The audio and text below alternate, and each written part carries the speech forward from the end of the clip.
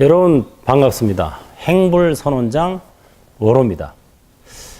오늘은 여러분과 함께 코로나19가 한국 불교에 미치는 영향과 그 대안에 대해서 말씀드릴까 합니다. 첫 번째, 불교계의 코로나 대응에 대한 평가. 또 두 번째, 사찰 법회와 신도수, 또 사찰 재정에 미치는 영향. 그 다음에 세 번째는 지속 가능한 불교 공동체를 위한 재현. 이런 순서로 말씀을 드리겠습니다. 불교계의 코로나 대응에 대한 평가에 대해서는 지난 9월 18일 문재인 대통령께서 한국 불교 지도자 초청 간담회에서 하신 말씀이 있죠. 불교계는 코로나 초기부터 앞장서 방역을 실천해 주셨습니다. 법회를 비롯한 모든 행사를 중단했고 사찰의 산문을 닫는 어려운 결단을 내려주셨습니다. 부처님 오신 날 봉축 법요식까지 뒤로 미루고 코로나 극복을 위한 기도를 진행해 주셨습니다. 5월에는 1000년 넘게 이어온 연등회마저 전격적으로 취소했습니다. 화학과 평화의 연등 행렬은 볼 수 없었지만 어려움을 나누면 반드시 코로나를 이겨낼 수 있다는 희망의 등불을 밝혀주셨습니다. 이러한 취지로 말씀을 해주셨죠. 불교계의 선제적 조치에 감사와 칭찬의 화답을 한 것입니다. 최근에 현대 불교 신문에서 실시한 불교계의 오피니언 리더 100인 설문조사에서도 불교계의 방역에 대해서 매우 긍정적으로 평가했습니다. 100명 가운데 65명이 감염 예방 조치와 관련해서 우리 그 불교계의 대응이 매우 적절했다. 이렇게 답했습니다. 65명이 매우 적절했다고 답했고 32명이 적절했다고 평가했어요. 3명만 보통이다라고 답했습니다. 그러니까 점수로 따지자면 100점 만점에 97점을 받은 거죠. 상당히 우수한 점수를 받았습니다. 이렇게 내적, 외적으로 불교계의 코로나 대응은 상당히 긍정적인 평가를 받았습니다. 근데 두 번째, 이 사찰 법회와 신도수, 사찰 재정에 미치는 영향을 보자면은 이와는 반대죠. 상당히 부정적입니다. 선제적 조치를 했다는 것은 미리 알아서 문을 닫았다는 소리고 미리 법회나 모임을 중단했다는 소리입니다. 그만큼 신도 숫자나 사찰 재정에는 안 좋은 결과가 왔죠. 불교 신문에서 코로나로 인해서 경주 불국사의 관람객이 평상시에 10분의 1로 뚝 떨어졌고 사실상 주요 수입원이던 연등비도 평소의 절반이 안 되어서 코로나 직격탄을 맞았다. 이런 표현을 했습니다. 1년 살림이 부처님 오신 날 등갑스에 달린 소규모 사찰들은 당장 먹을 거리가 걱정이 되고 또 공양비와 불전 수입이 거의 전부인 상태에서 비용 절감은 언감생심이다. 이런 표현까지 썼죠. 결국 코로나19의 선제적인 조치로 정부나 국민들로부터 칭찬과 감사를 받고 있는 불교계의 재정에는 상대적으로 빨간불이 켜져 시름이 깊어지고 있다고 합니다. 상당수의 법회는 멈추었고 방문하는 신도수는 물론이고 사찰 수입 또한 턱없이 줄어든 것이 현실입니다. 저희 행불선원도 문 닫을 뻔했습니다. 하다면 왜냐? 뭐 일단 법회를 제한해서 못하고 또 명상 프로그램이 일주일 내내 있었는데 거의 전혀 못했어요. 그리고 기도할 때도 그냥 저하고 소임자들만 기도하니까 기도 참석도 안 되고 또 명상 프로그램도 못 돌리고 또 일반 법회도 뭐 거의 못하고 이러다 보니까 당연히 재정적으로 절반 이하로 떨어진 게 사실이죠. 어려움을 겪었지만 기도를 열심히 하다 보니까 또 부처님의 가피로 범종불사를 시작하게 돼서 그런 대로 소나기를 잘 피해가고 있습니다. 자, 세 번째로 지속 가능한 불교 공동체를 위한 재현. 이게 제일 중요하겠죠. 앞서 말씀드린 것처럼 코로나19에 불교에 상당히 대응을 잘했는데 재정적으로는 좀 어려움이 또 왔단 말이에요. 앞으로도 이 코로나19가 언제까지 지속될지도 모르고 또 제2, 제3의 이런 사태가 오지 않으리라고 장담할 수가 없습니다. 그래서 과연 이런 상황들을 우리가 미리 지금부터라도 준비를 해야 되는데 그럼 뭘 어떻게 준비해야 되느냐? 이게 제일 중요한 점이 되겠죠. 그래서 이 코로나 사태가 불교계에 던진 화두, 어떻게 하면 우리가 불교계가 앞으로 대처를 해야 되느냐?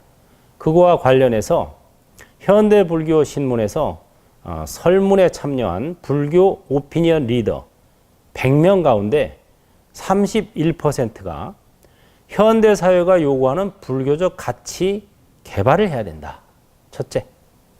그 다음에 또 21%가 이 시대에 맞는 신행 프로그램을 개발해야 된다. 이걸 꼽았다고 해요.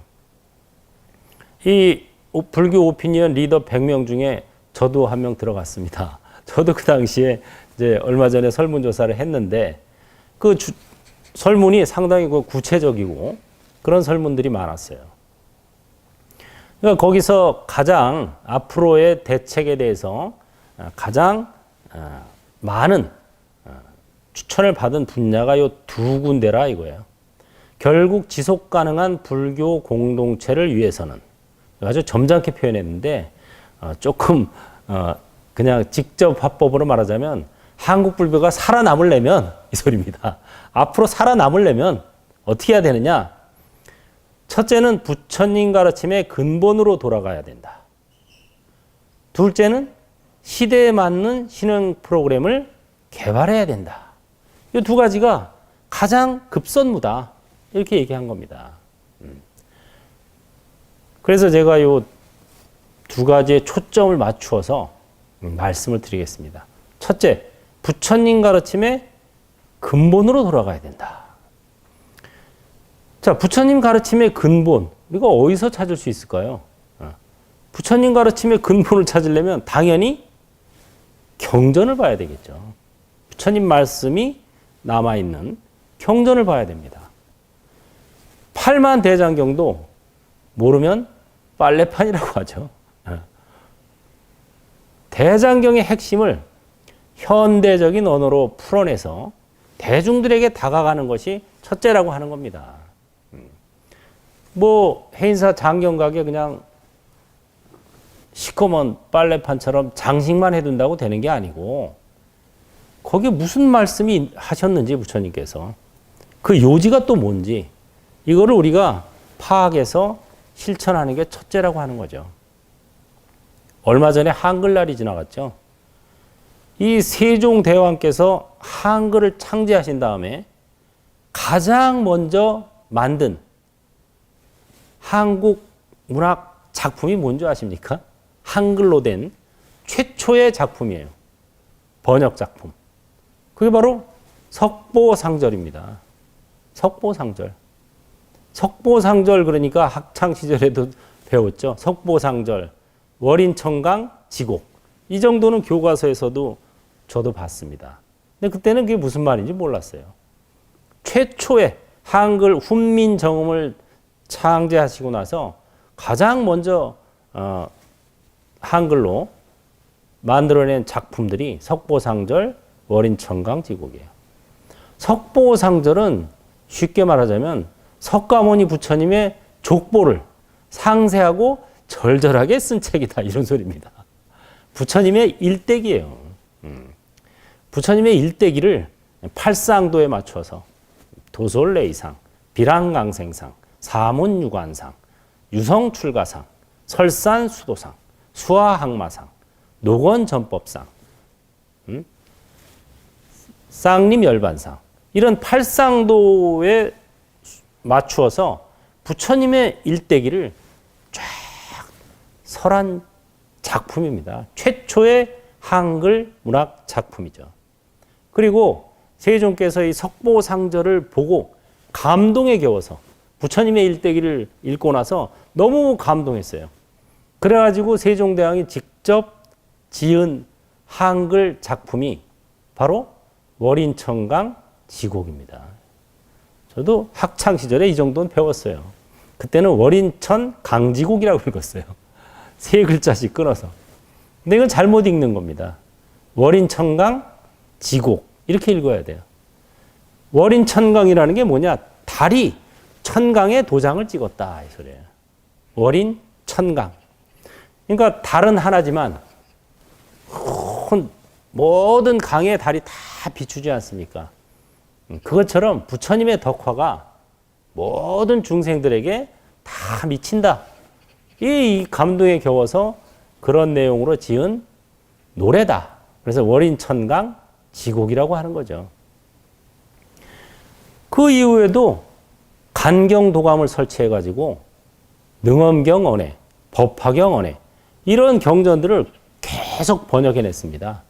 어떻게 보자면은 한글 창제 자체가 불경 번역을 위해서 불경을 중생들이 백성들이 잘 쉽게 접할 수 있게 하기 위해서 만든 게 아닐까 생각할 정도로 한글 창제하고 최초의 문학 작품부터 시작해서 대부분의 작품들이 번역, 한문에서 한글로 번역한 작품들이 불경이었습니다.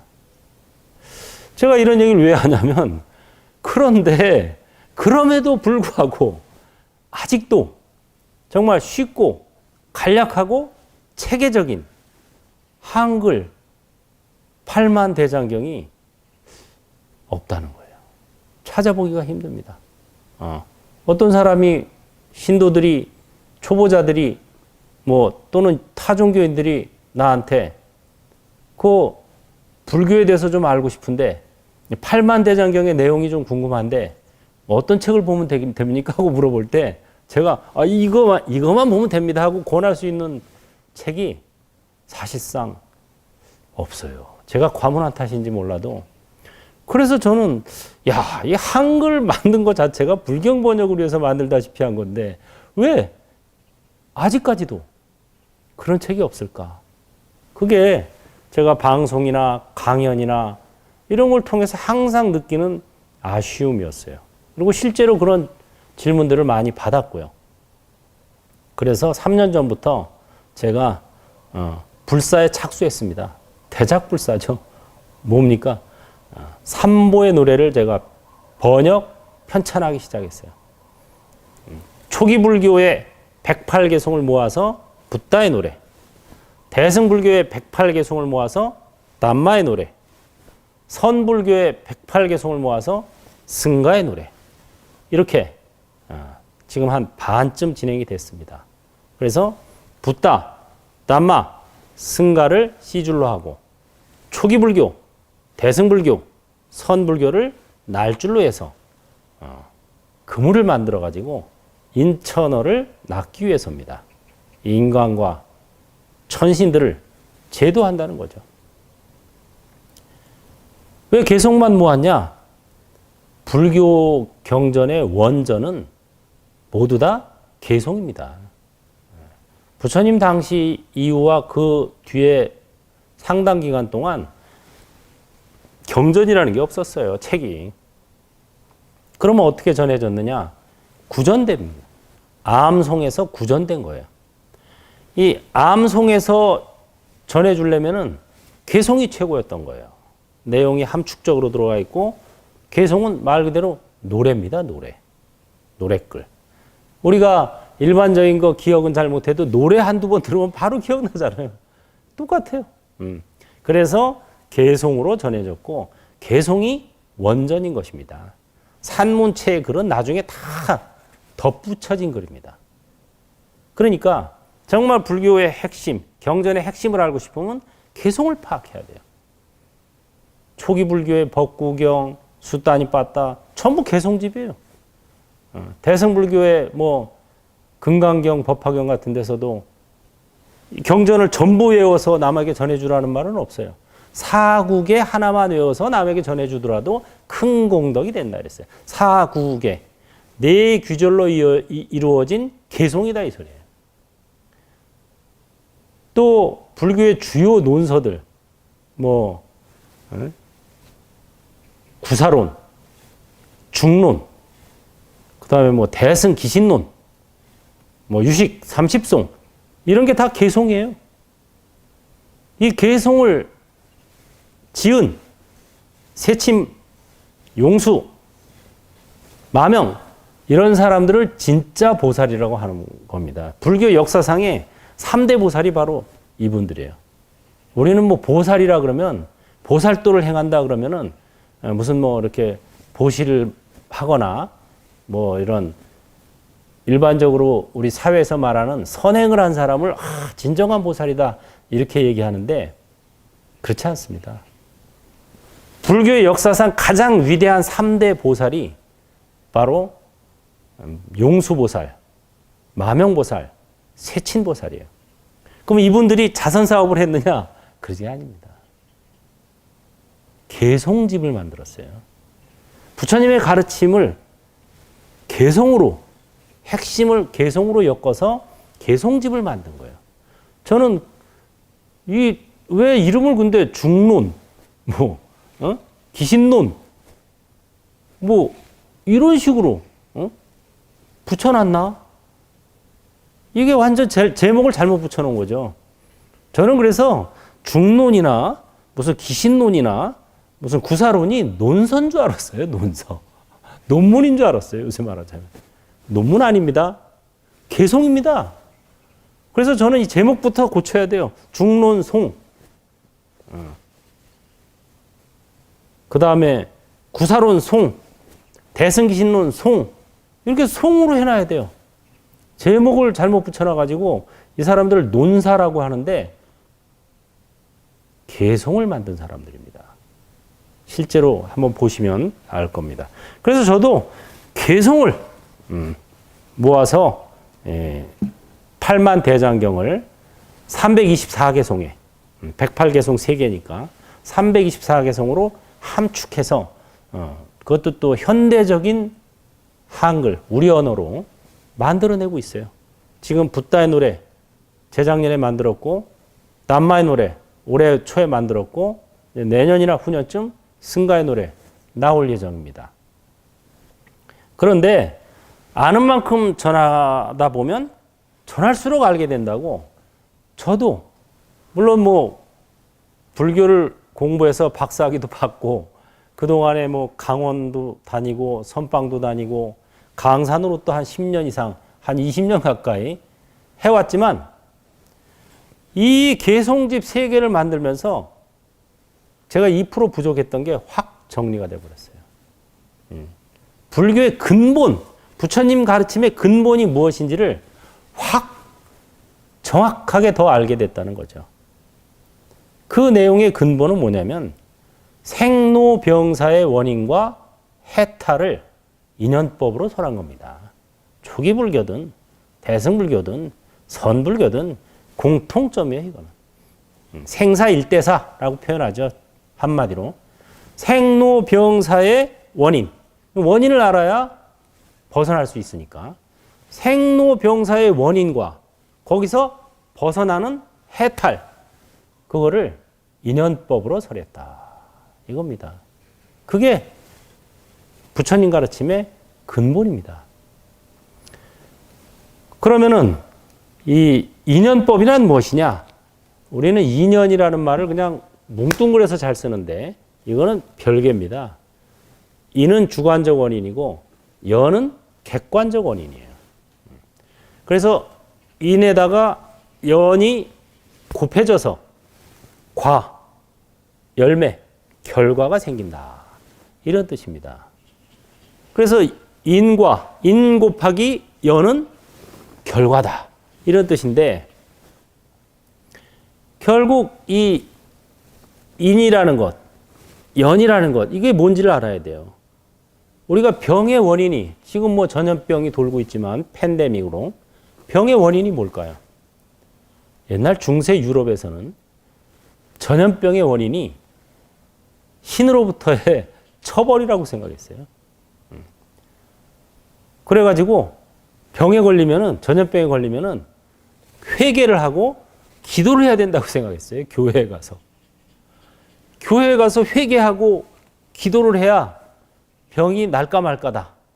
이렇게 생각을 했는데 웬걸요?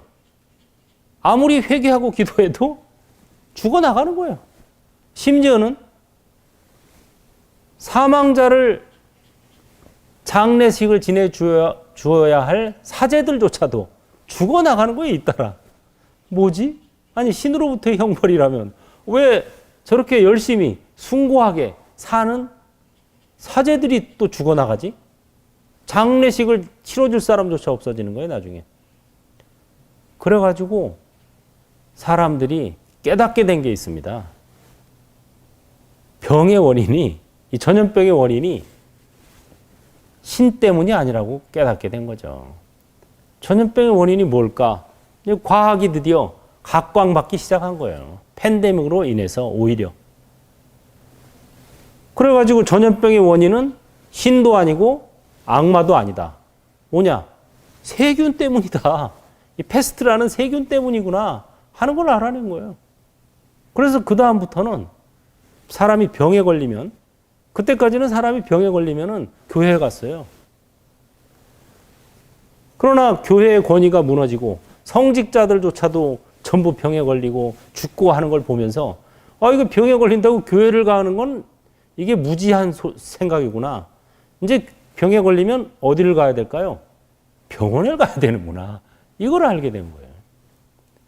그래서 오히려 이 유럽 인구의 거의 반이 죽었다 그래요. 패스트로 인해서. 인류 역사의 최고의 팬데믹이죠. 지금 뭐 코로나19 저리 가랍니다. 그걸 통해서 오히려 인류는 발전을 하게 됐습니다. 과학이 오히려 각광받기 시작한 것이죠. 그런데 그러면 병의 원인이 패스트, 균이다. 또는 뭐 코로나19, 바이러스다. 이것뿐일까요? 물론 맞습니다. 바이러스, 균이 병의 원인이에요. 그러나 이것은 연이라고 하는 겁니다. 연. 객관적 원인입니다. 더 중요한 원인 하나가 더 있어요. 그게 주관적 원인이에요. 인. 그럼 인은 뭘까요? 바로 나 자신이라고 하는 거예요. 내가 있으니까 나의 병이 있는 거예요. 내가 없으면은 아무리 균이 있고 바이러스가 있어도 나의 병이 있을 수가 없는 거죠. 그래서 내가 인이고 균이나 바이러스가 연이다. 이렇게 되는 겁니다. 그런데 이 연이라는 거는 과거의 패스트나 이번에 뭐 바이러스를 봐도 알지만 그거 내 마음대로 다루어지지가 않습니다. 세계적으로 지금 유행을 하고 있어요. 그 만약에 마음대로 다루어지는 것 같으면 그렇게 되겠어요? 그 연은 내가 다루기가 어려우니까 먼저 인을 다루어야 되는 거예요. 인이 나라고 했죠? 그럼 인이 어떻게 돼야 되겠어요? 모든 숫자에다가 0을 곱하면 결과는 0이 됩니다. 0 또는 0. 그래서 내가 0이 돼야 되는 거예요. 내가 0이 돼야 되는 거예요. 인이 0이 되면 거기다 어떠한 연을 곱해도 결과는 0이다. 인이 0이 되면 무슨 수를 곱해도, 무한대를 곱해도 0 곱하기 무한대는 얼마입니까? 0이에요. 그래서 이 불교의 핵심은, 부처님 가르침의 근본은 나를 0으로 만드는 거예요. 0으로. 그걸 무아라고 표현합니다. 초기 불교에서는 그거를 무아라고 하고, 대승불교에서는 그거를 대아라고 하고, 선불교에 가면 그거를 시아라고 표현합니다. 그러나 무아가 대아고 대아가 시아예요. 서로 상통하는 거예요.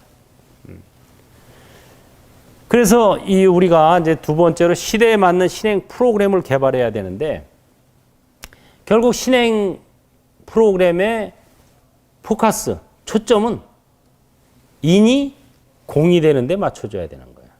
인이 공이 되는 거. 어떻게 하면 인이 공이 될 수 있을까? 아까 말씀드린 것처럼 초기 불교에서는 무아. 내가 없어졌어요. 그러니까 나의 병도 없어지는 거예요. 대승불교에서는 대아. 이게 바로 공사상이죠. 대아는. 공으로서 다 제법 개공으로서 대아가 되는 거예요. 공해지니까 역시 없어지는 거죠. 선불교에 가면 시아. 바로 지금 여기에서 이것뿐, 할 뿐, 이렇게 되는 겁니다. 이 세 가지 방법을 제시하고 있습니다. 그래서 이 신행 프로그램은 이 세 가지 방법을 체험하는 그런 프로그램이 나와야 되는 거죠. 그게 바로 뭐냐? 무아를 체험하는 방법은 아바타 명상이고, 대아를 체험하는 방법은 바라밀 명상이고, 시아를 체험하는 방법은 행불 명상이라고 하는 겁니다. 행불 명상은 참선이죠.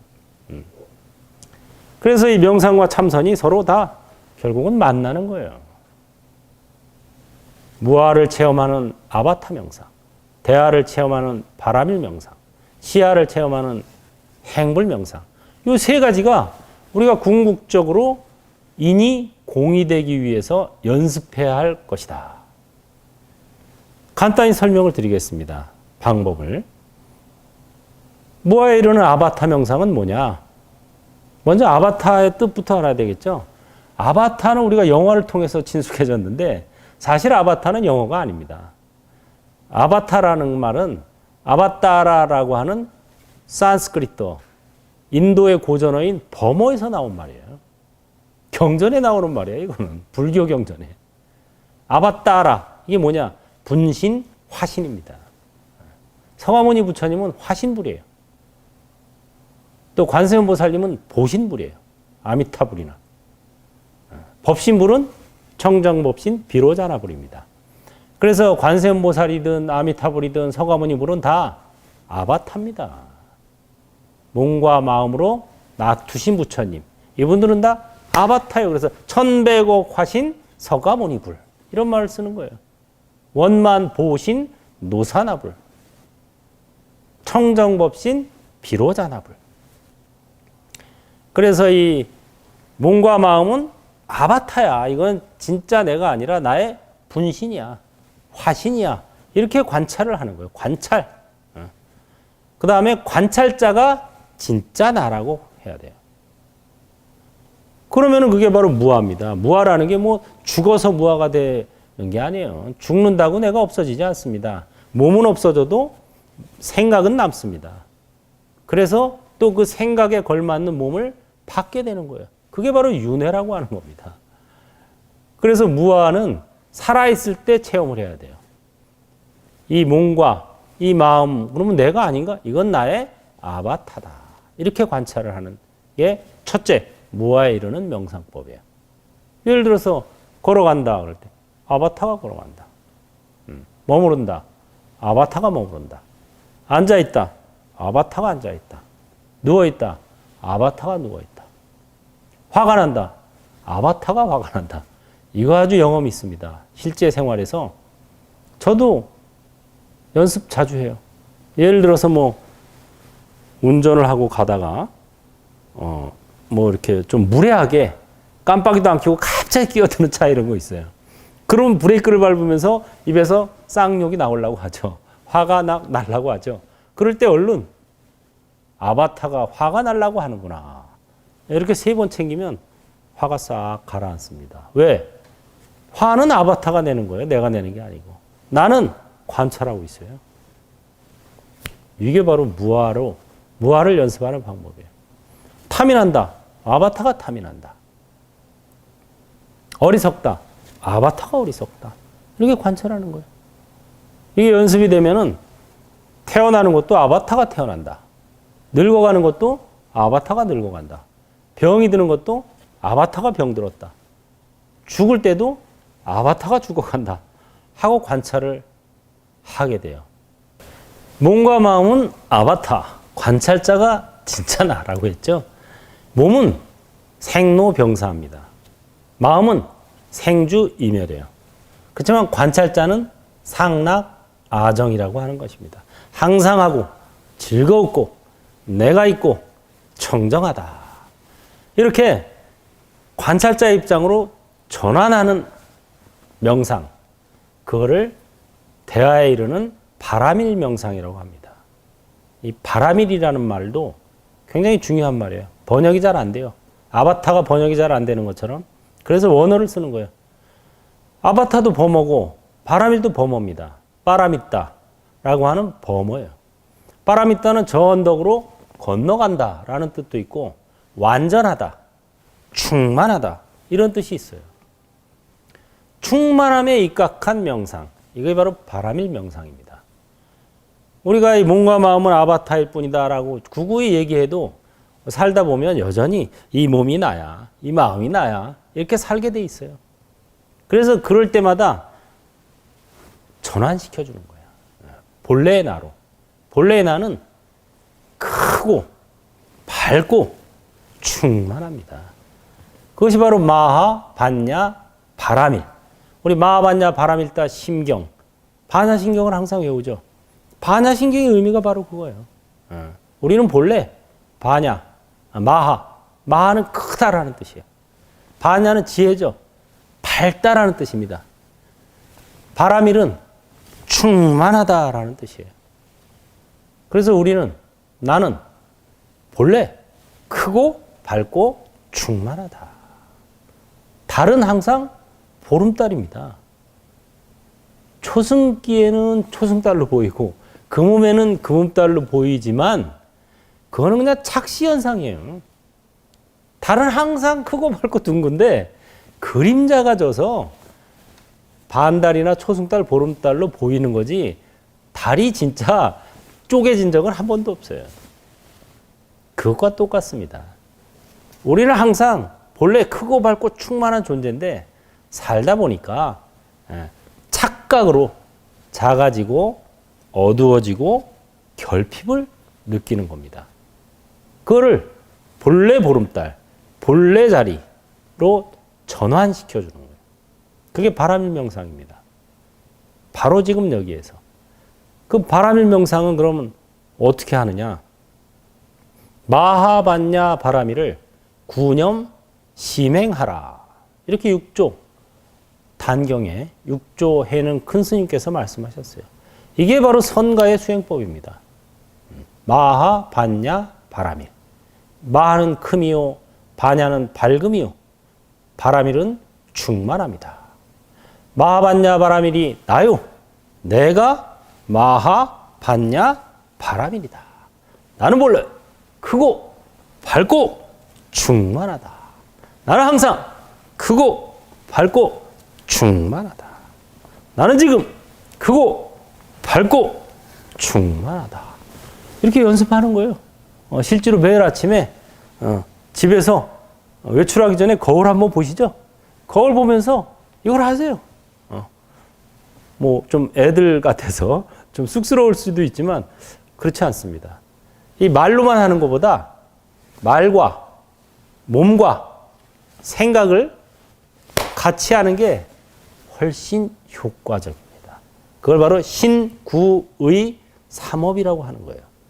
우리가 선업이든 악업이든 몸과 입과 생각을 모아서 하면 훨씬 효과적이다.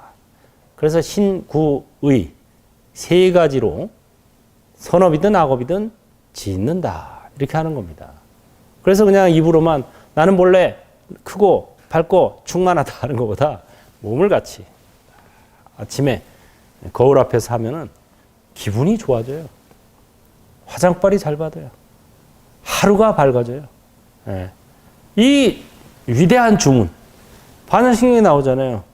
반야 바라밀이야말로 시대신주, 시대명주, 시무상주, 시무등등주, 능제일체고 진실불어.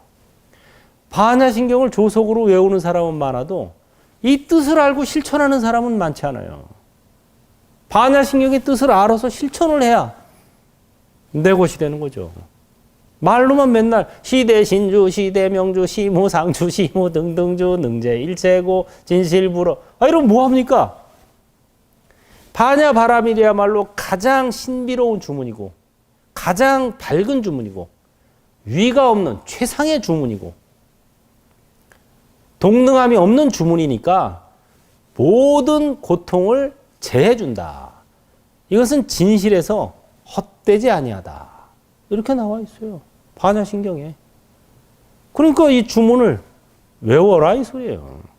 우리가 몸이 아파서 약국에 가서 처방전대로 약을 사왔어요. 약을 처방전을 이제 받아가지고 처방전에 보니까 이렇게 써 있죠. 뭐 이 약을 먹으면 열이 내려가고 감기의 모든 증상이 완화되고 몸이 경쾌해진다. 갖다 놓고 그것만 읽고 있는 거예요. 이 약을 먹으면 열이 내려가고 증세가 완화된다. 이 약을 먹으면 열이 내려가고 그러면 열이 내려가고 증세가 완화될까요? 뭐 그렇게 하다가 뭐 수없이 하다 보면 소가 뒷걸음치다 집 앞는 격으로 저절로 내려가는 경우도 있죠, 간혹. 그게 아닙니다. 약을 먹으란 소리예요. 먹으면은 내려간다는 거지 처방전을 읽고 있으라는 소리가 아닙니다. 경전은 처방전이에요. 처방전을 읽기만 하면 뭐합니까? 처방전 내용대로 내가 복용을 해야 되는 거예요. 사용을 해야 되는 거예요. 그게 바로 뭐예요? 안전하서나 마하바냐 바라밀, 오나가나 마하바냐 바라밀, 자나깨나 마하바냐 바라밀, 죽으나 사나 마하바냐 바라밀. 이거를 외우라는 소리입니다. 마하바냐 바라밀을 외우면서 그 소리를 들어요. 그래서 외우는 이와 듣는 이가 둘이 아닌 경지에 들어가면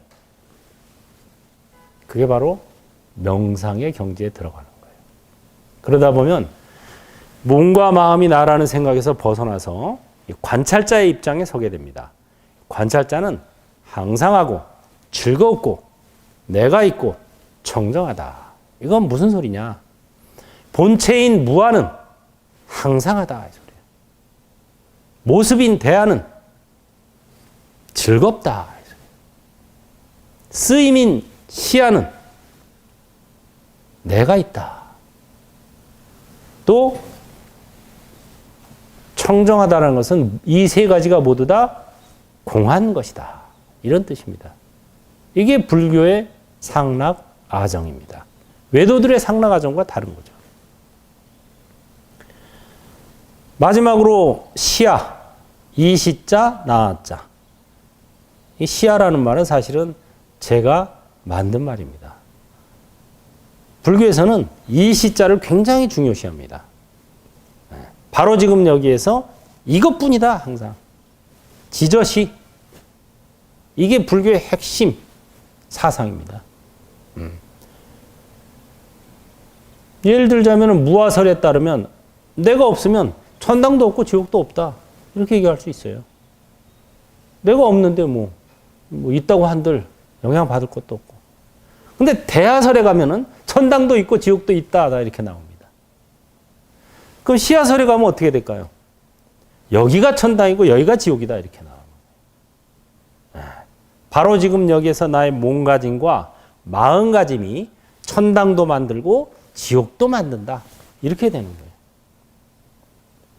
이 시야에 이르는 방법은 바로 행불 명상입니다. 앞서 말씀드린 빠라미따, 바라밀, 충만함. 충만해서 더 이상 얻을 바가 없으므로 바로 이 무소득고 이렇게 나오는 무소득에 입각한 완전 연소. 바로 지금 여기에서 밥 먹을 땐 밥 먹을 뿐, 잠잘 땐 잠잘 뿐, 아플 땐 아플 뿐, 죽을 땐 죽을 뿐. 이게 생사해탈이에요. 야, 생이 오면 생과 함께하고 사가 오면 사와 마주한다. 둘이 아니다. 생과 사는 둘이 아닙니다. 탄생과 죽음이 둘이 아니에요. 왼손과 오른손은 둘이 아니에요. 우리가 불이, 아니 불자, 두이자. 둘이 아니다라는 말은 불교의 진리를 표현하는 가장 뛰어난 방법입니다. 자, 왼팔과 오른팔이 둘이 아니다. 이 둘이 아니다라는 말과 하나다라는 말은 다른 말이에요. 하나다라고 얘기하면 그건 틀린 말이 돼요. 왼팔과 오른팔이 어떻게 하나예요? 왼팔은 왼팔의 위치와 쓰임이 있고 오른팔은 오른팔의 위치와 쓰임이 있는 거예요. 우리가 합장 인사를 할 때는 왼손과 오른손을 붙이죠. 이건 바로 왼손과 오른손이 둘이 아니다. 인사를 하는 나와 인사를 받는 그대가 둘이 아니다.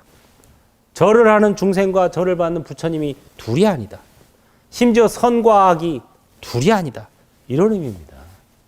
둘이 아니라는 것은 본체는 하나지만 쓰임은 다르다 이거예요. 본체는 같지만 쓰임은 다를 경우를 둘이 아니다라고 얘기해요.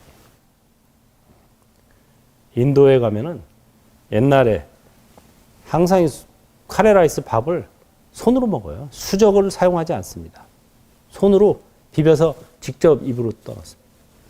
또 화장실에 가면은 휴지가 없어요. 옛날 전통 화장실에 가면 휴지가 없고 이런 컵이 하나 달려 있어요. 그 컵이 무슨 컵입니까? 요새 말하면 비데의 원조죠. 뒷 닦는 컵이에요. 이게 뒷물컵. 그래서 화장실 사용하지 않고 손으로 직접 씁니다. 그래서 용도가 구분되어 있는 거예요. 손은 똑같은 손이지만 왼손은 화장실에 가서 뒷물할 때 쓰는 손. 오른손은 식당에서 밥 먹을 때 쓰는 손이에요. 어떻게 보면 이건 좀 청정한 거고 이건 좀 더러운 거라고 할 수 있어요. 그렇지만 청정함과 더러움이 둘이 아니다. 이게 진리인 겁니다.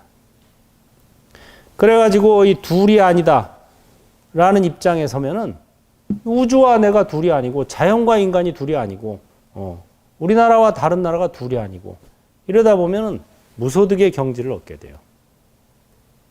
깨달음을 얻었다고 하는 건 다른 게 아니고 무소득을 깨달았다는 겁니다. 더 이상 얻을 바 없다. 내 것과 남의 것이 둘이 아니다. 이 경지예요. 그렇게 그 경지에 가면은 이제는 그냥 할 뿐입니다. 생생노노 병병사사. 태어날 땐 태어날 뿐, 늙을 땐 늙을 뿐, 병들 땐 병들 뿐, 죽을 땐 죽을 뿐. 이게 바로 선가에서 말하는 시야의 경지입니다. 그래서 이렇게 세 가지 아바타 명상, 바라밀 명상, 행물 명상을 통해서 무아, 대아, 시야를 체험하는 게 인을 공으로 만드는 거예요. 인이 공이 돼버리면 연이 어떤 수가 되더라도 결과는 공입니다. 고통에서 해탈하는 거예요.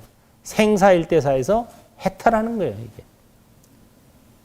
마지막으로 세 번째, 재난을 다 함께 극복하는 방법. 자, 우리가 코로나19를 통해서 전염병이라는 거는 나 혼자만 잘한다고 되는 게 아니라는 걸 깨닫게 됐어요. 인류가. 굉장히 좋은 기회입니다. 마치 패스트 팬데믹을 통해서 과학이 각광받기 시작한 것처럼 종교가 쇠퇴하고 무조건적인 신앙이 쇠퇴하고 의술, 의학, 과학이 각광을 받게 됐어요. 그것처럼 저는 지금 코로나19를 통해서 앞으로 불교의 이 무아법, 대화법, 시화법이 각광을 받아야 한다고 생각을 합니다. 이 유마경에 보면 이런 말이 있어요. 중생이 아픔으로 나도 아프다. 이 말은 뭐냐? 중생의 병이 다 나야 내 병도 낫는다 이 소리예요. 나 혼자 무아법 터득했다고 끝이 아니라는 겁니다. 왜? 중생과 내가 둘이 아니기 때문이에요. 본체는 하나예요. 같아요. 쓰임이 달랐을 뿐이지. 그러니까 당연히 모든 중생이 병고에서 벗어나야 나도 진정으로 병고에서 벗어나는 게 되는 것입니다. 개개인의 해탈도 중요하지만 인류 전체의 해탈이 중요하다고 하는 겁니다. 결국 우리 코로나19 바이러스 같은 인류 공동체의 재앙을 극복하려면 첫째, 거마손을 해야 되죠. 거리두기, 마스크 쓰기, 손 씻기. 거마손. 이런 위생 수칙을 준수할 필요가 있습니다. 이거는 이미 패스트 팬데믹을 통해서 우리가 인류가 배운 사실이에요. 역사적으로. 이게 체험적으로 배운 겁니다. 수많은 사람이 죽어나가면서 전염병을 예방하기 위해서는 거리 두기, 마스크 쓰기, 손 씻기 같은 위생 수칙을 준수하는 게 중요하구나 하는 걸 배웠어요. 그래서 지금 그거를 실천해야 하는 겁니다.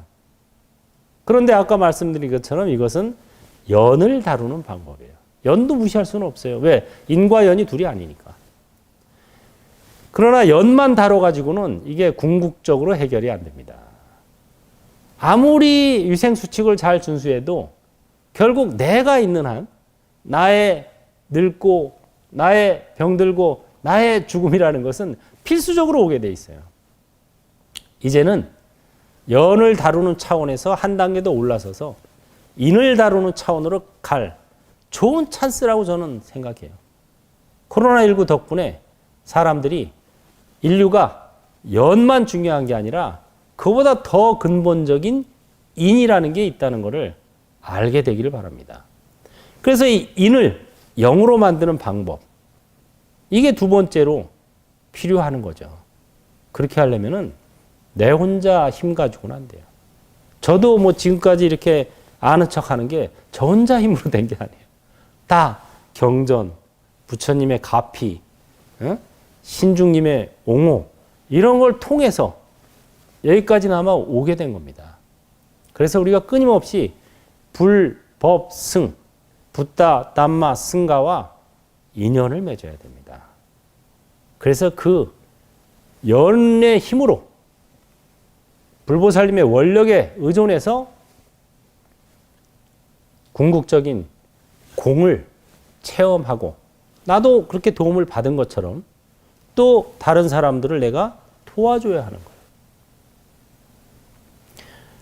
유마경에 보면은 방편이 없는 지혜는 속박이요 방편이 있는 지혜가 해탈이다 이렇게 나왔어요.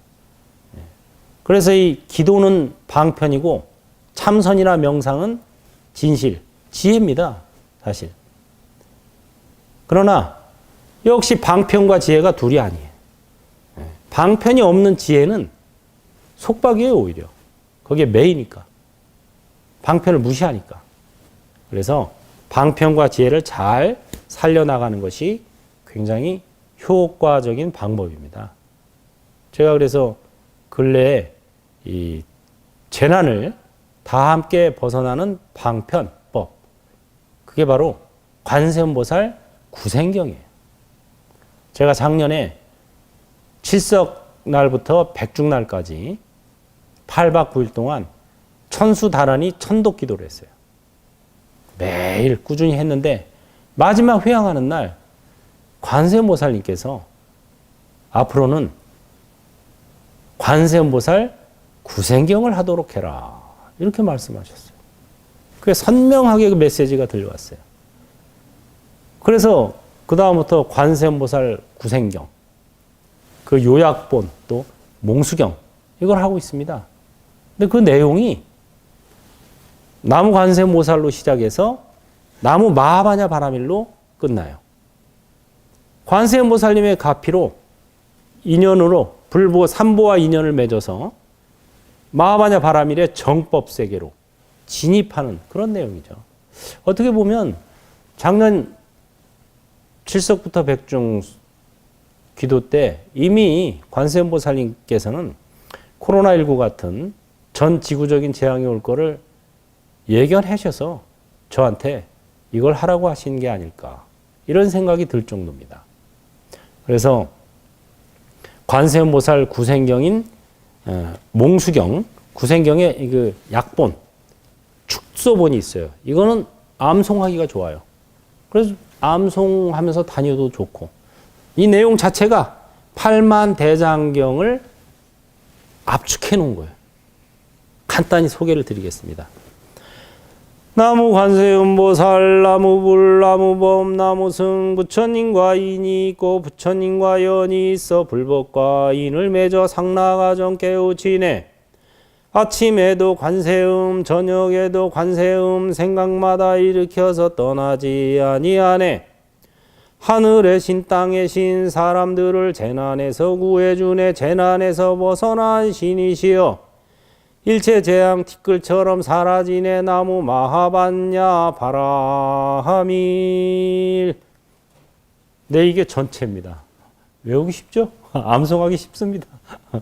나무 관세음보살로 시작해가지고 나무불, 나무법, 나무승 3보에 귀의하고 그 다음에 부처님과 인이 있고 부처님과 연이 있어 불법과 인을 맺어 상나가정 깨우치네. 앞서 제가 말씀드린 그 내용이요. 상나가정 깨우치려면은 부처님과 인이 있어야 돼요. 부처님과 인이 있다는 건 뭐예요? 내가 불법에 발심을 하는 거. 이게 부처님과 인이 있는 거예요. 부처님? 부처님이라는 분이 도대체 누굴까? 불교? 불교는 도대체 무슨 내용이 있을까? 이렇게 마음을 내는 거. 이게 부처님과 인을 맺는 거예요. 아니면 뭐 불사에 동참하는 거. 이게 다 부처님과 인을 맺는 거예요. 제가 마음을 일으켜서 불사에 동참하니까 뭐 범종불사든 석탑불사든 뭐 경전불사든 이렇게 마음을 내는 게 부처님의 일에 동참하면 그게 부처님과 인을 맺는 겁니다. 그렇게 되면 또 부처님과 연이 생겨나요. 내 입장에서는 인을 맺지만 부처님 입장에서는 또 나한테 가피를 주시기 때문에 그게 연이 되는 거예요. 부처님의 가피를 받습니다. 불사에 동참하면. 그게 바로 부처님과 연이 생기는 거고 그렇게 돼서 이제 내가 그러면 내가 불교 부처님이 이런 분이구나. 기도 불사에 동참하면 가피를 주시는구나. 내가 한번 부처님의 가르침에 대해서 한번 제대로 공부를 해보자. 이게 불법과 인을 맺는 겁니다. 발심, 발보리심. 불법과 인을 맺어가지고 그 다음에 상나가정을 깨우친다. 이게 이제 과를 받는 거죠. 상나가정을 깨우친다.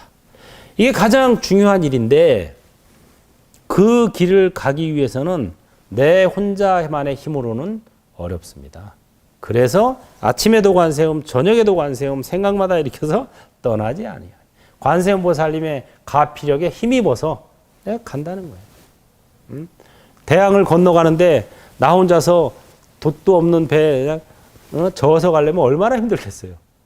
근데 돛을 달고 바람이 쫙 불어주면은 내가 안 저어도 배가 저절로 가요. 그게 관세음 보살의 가피를 입는 겁니다. 거기서 한 걸음 더 나가서 하늘의 신, 땅의 신 사람들을 재난에서 구해주네. 재난에서 벗어난 신이시여. 불교는 무신론이 아닙니다. 그렇다고 모든 것을 다 신의 뜻으로 돌리는 그런 종교도 아닙니다. 신은 존재한다. 그러나 신에게는 신의 영역이 있고 인간에게는 인간의 영역이 있는 거예요. 그래서 신중단의 신들을 모시죠, 우리가. 신중단에 계신 분들이 다 신이에요. 신들의 왕이 바로 제석천왕입니다. 근데 제석천왕도 독실한 불교 신자예요. 왜?